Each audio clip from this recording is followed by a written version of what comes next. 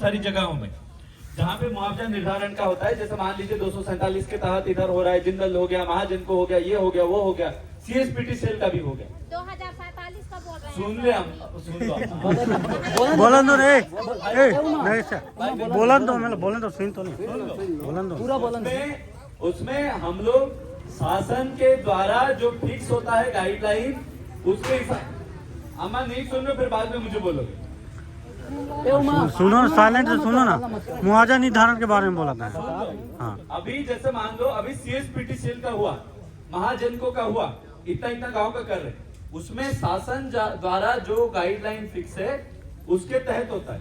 मेरे यहाँ पे ऑफिस में कोई मीटिंग नहीं होता है जिसमें हम सरपंचों को बुलाते हैं या इनको बुलाते हैं कि आप लोग बताओ कि आपको कितना रेट में देंगे, वो नहीं होता है। शासन ने गाइडलाइन फिक्स किया है हमारा, उसके तहत होता है। क्यों मैं बोल रहा हूँ, एक जगह ऐसा ही हो रहा है जिसमें कंपनी बोल रही है कि चलो मुझे जल्दी के लिए थोड़ा ज्यादा देना होगा तो भी कर लेंगे, उसमें मैं मान नहीं रहा हूँ, क्योंकि भू अर्जन अधिकारी मैं हूँ।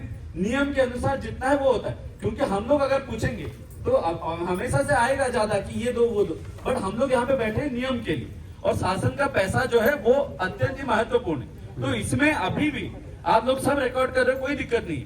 मुआवजा निर्धारण में अभी भी जितना हो रहा है, शासन के गाइडलाइन रेट केवल और केवल उसी में ही होता है। उसी में कहीं पे हम लोग बुला के नहीं पूछते हैं कि आप लोग बताओ आपको कितना रेट देना। यही तो है, अभी मैं सीएसपीटी सेल गया था, वहां पे जो टावर खंबा गड़ा है, लोग बोल रहे हैं कि हमें नया गाइडलाइन रेट में दीजिए। तो सुन लो अम्मा, रो दूंगा मैं, सुन लो, बोलोगे मौका मिलेगा तो उसमें वो लोग बोल रहे हैं कि हमको एक सेकंड सर, एक सेकंड पहले एक सेकंड, पुराना में टाइम पे हुआ था तो हम नहीं दे पाए। मैं उनको समझा दिया और वो समझ भी गए। नवंबर में नया गाइडलाइन रेट जारी हुआ, उनका इश्तिहार लास्ट मई में निकला था, वो लोग बोले हमको ज्यादा दे दो। मैं इसमें कोई सरपंच को बुला के बात नहीं हुआ था, शासन का गाइडलाइन रेट में ही हुआ था। तो ये वाला बड़ा क्लियर चीज है, हम लोगों को ये समझना पड़ेगा, वरना हम लोग जो शासन का नियम है उसके तहत चले। अब बोलो अम्मा, मैं सुनूंगा।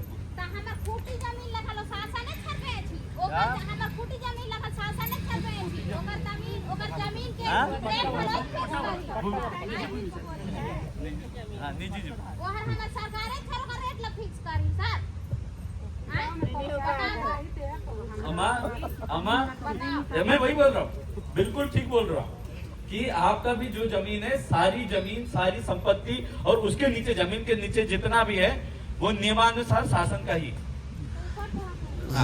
तो इसके लिए शासन ने क्या किया, पहले क्या होता था, पहले जब ये होता था कि जब हम लोग जमीन लेता था कोई कंपनी, नहीं पहले मान लीजिए आज से 15, 20, 30, 60, 70 साल पहले, तो उसमें क्या करता था, कंपनी जाता था, गांव वालों को बोल देता था, अरे यार तुमको मैं 30,000 दे रहा हूँ, अपना जमीन दे दो। जो इन्फ्लुएंशियल होगा उसको 30,000 दे दिए, जो बेचारा को अभी चाहिए पैसा अपनी बेटी का शादी के लिए, उसको 15,000 दे दिया कोई कंपनी। तो शासन ने इसीलिए बोला कि नहीं, हम लोग फिक्स करेंगे कि कितना लोगों को मिलना चाहिए ताकि लोगों के साथ न्याय हो, किसी का शोषण ना हो। इसी कारण से 6, 8, 10 जो आपका तभी फिक्स हुआ था, बाद में अभी बदल के गाइडलाइन रेट बढ़ा। अभी शासन को लगा कि नियमानुसार जमीन का रेट में बढ़ना चाहिए, इसलिए नवंबर 20 में फिर से बढ़ा रेट।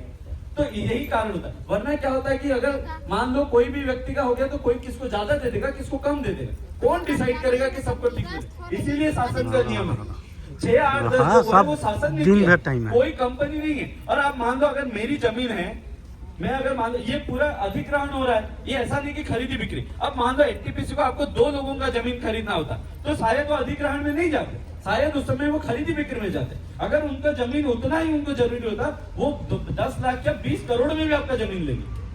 बट ये अधिग्रहण होता है, अधिग्रहण जब होता है तो नियम बदल जाते हैं, उसके लिए अलग स्पेशल नियम है, खरीदी बिक्री का नियम अलग है। बिल्कुल सही बोल रहा हूँ कि आपका जमीन है, पर उसमें जो पैसा लागू होता है वो खरीदी बिक्री के समय, जब आप रजिस्ट्री करते हो, रजिस्ट्री जब करते हो दोनों पक्षों आमने सामने होते हैं, वो नियम डिसाइड करते हैं, वो रेट डिसाइड करते हैं। फिर भी रजिस्ट्री का नियम अलग है, गाइडलाइन रेट अलग है, तो हमको वो समझना पड़ेगा। हम लोग अधिग्रहण में गए हैं, अगर आप बोलोगे कि 15 साल के पहले रेट कम था आज ज्यादा है, तो उसमें क्या कर सकते। बट वो जो नियम है जैसे होता है, आपको मैं पहले और एक बता देता हूँ, पहले जो भूमि अधिग्रहण वगैरह होता था जब ब्रिटिशर्स के टाइम पे, तो उस समय तो और भी ज्यादा कड़ाई वाला नियम होता था, वो तो पूरा छीन लेते थे। अभी इसके बाद वही चल रहा है सर, अभी भी वही चल रहा है। उसके बाद 1894 वाला है, 94 वाला। हाँ। उसके बाद जब 2013 में आया तो उसको बदला गया। हाँ, बदला गया। उसके बाद ये पुनर्वास का अच्छे से आया कॉन्सेप्ट, कि ये करें, बट हम लोग का यार एक लाइन खिंच गया, वो लाइन से पहले हम जा नहीं सकते। चलो इसी मुद्दे में मैं दूसरा और एक बोल देता हूँ, क्योंकि आप लोग सब यहाँ पे हो।